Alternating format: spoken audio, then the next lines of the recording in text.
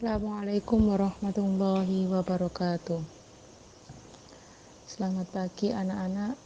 Semoga kita selalu dalam lindungan Allah Subhanahu wa taala. Sebelum materi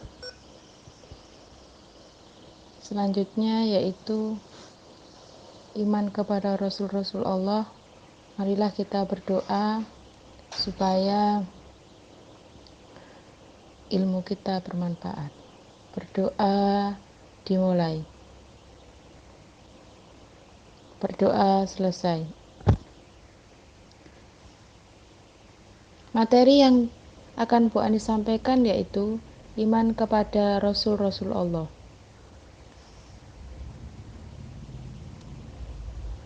Pembahasannya yang pertama yaitu pengertian iman kepada Rasul-Rasul Allah. Yang kedua, landasan Al-Quran atau dalilnya. Yang ketiga, tanda-tanda beriman kepada Rasul-Rasul Allah. Yang keempat, perilaku yang mencerminkan beriman kepada Rasul-Rasul Allah. Yang kelima, fungsi beriman kepada Rasul-Rasul Allah. Pengertian Nabi dan Rasul. Pengertian Nabi dan Rasul. Yang pertama, pengertian iman kepada Rasul. Kedua, yang ketiga, Rasul-Rasul yang wajib diketahui. Yang pertama yaitu pengertian Nabi. Nabi adalah Nabi berarti orang yang diberi berita atau menerima berita secara bahasa. Secara istilah, pengertian Nabi yaitu seseorang yang menerima wahyu dari Allah yang berkenaan dengan syariat agama, tetapi tidak harus disampaikan kepada orang banyak.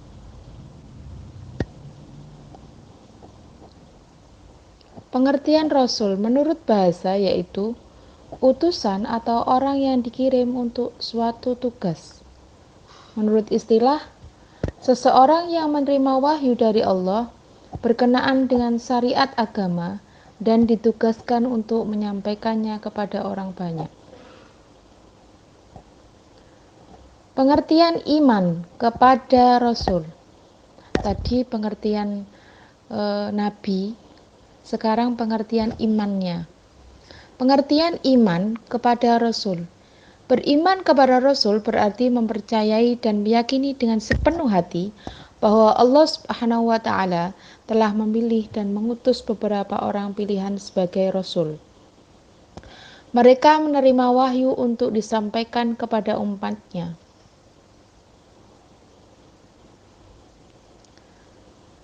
Dalil atau landasan Al-Qur'annya adalah Surat Al-Baqarah ayat 285, yang artinya Rasul telah beriman kepada Al-Quran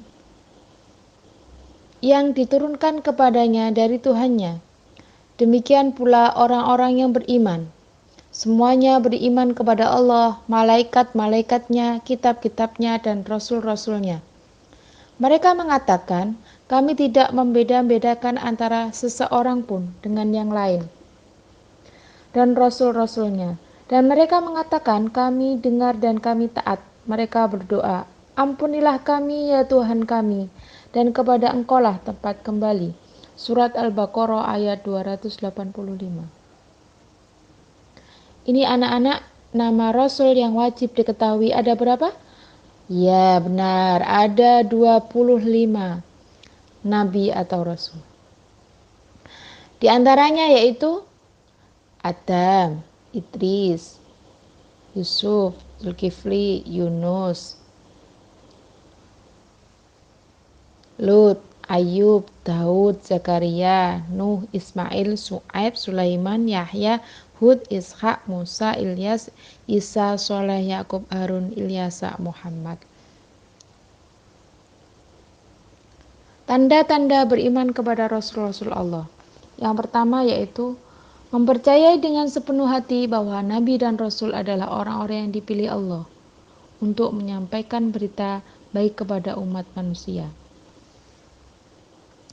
Yang kedua, mempercayai dengan sepenuh hati bahwa Nabi dan Rasul Allah itu memiliki sifat-sifat mulia dan mustahil memiliki sifat-sifat tercela. Mustahil itu tidak mungkin. Yang ketiga, mempercayai bahwa ada 5 Nabi dan Rasul yang termasuk dalam ulul azmi.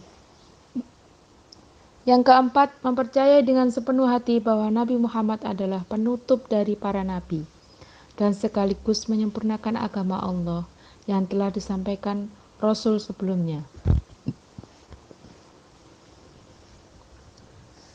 Sifat wajib dan mustahil.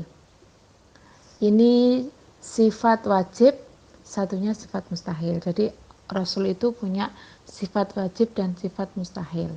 Sifat wajib diantaranya siddiq, artinya benar. Amanah, artinya dapat dipercaya. Tabligh, artinya menyampaikan. Fatonah, artinya cerdas. Jadi kalau tidak cerdas, itu bukan Rasul. Ya, mustahil. Jadi Rasul mustahil punya sifat kidib atau dusta. Kitman, menyembunyikan. Khianat, penipu. Baladah, bodoh.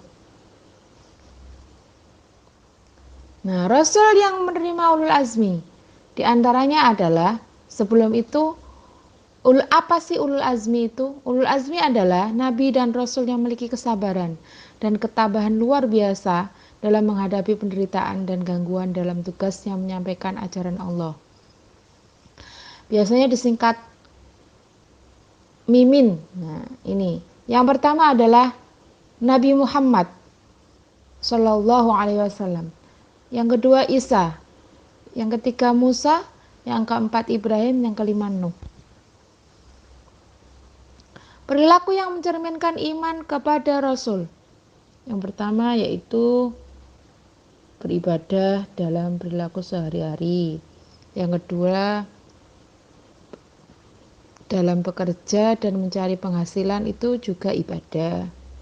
Yang ketiga, memperjuangkan menegakkan amar ma'ruf nahi mungkar.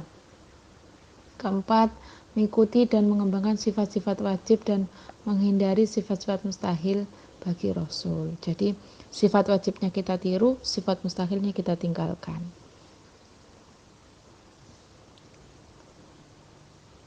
Selanjutnya, fungsi beriman kepada Rasul-Rasul Allah. Yang pertama, sebagai perantau atau wasilah untuk memperoleh ajaran yang benar berdasarkan wahyu diturunkan oleh Allah.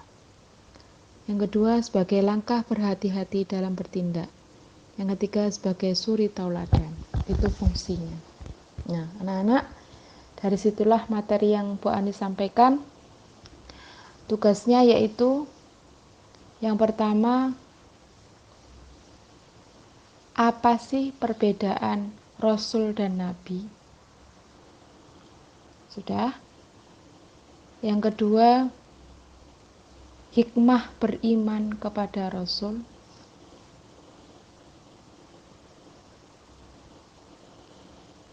Sudah. Yang ketiga, tadi Bu Ani sudah jelaskan, Nabi yaitu ulul azmi, yang Rasul 5, diantaranya Muhammad, Isa, Musa, Ibrahim, Nuh. Tolong pilih salah satu dari 5 nabi itu, kemudian ceritakan Allah memberi kesabaran dan ketabahan seperti apa kepada rasul-rasul pilihan itu, atau mukjizatnya apa aja, ceritakan. Tolong dikirim di Google Classroom lewat komentar. Di komentar aja ya anak-anak. Jadi dipilih salah satu dari itu, dari 5 itu. Terima kasih. Wassalamualaikum warahmatullahi wabarakatuh.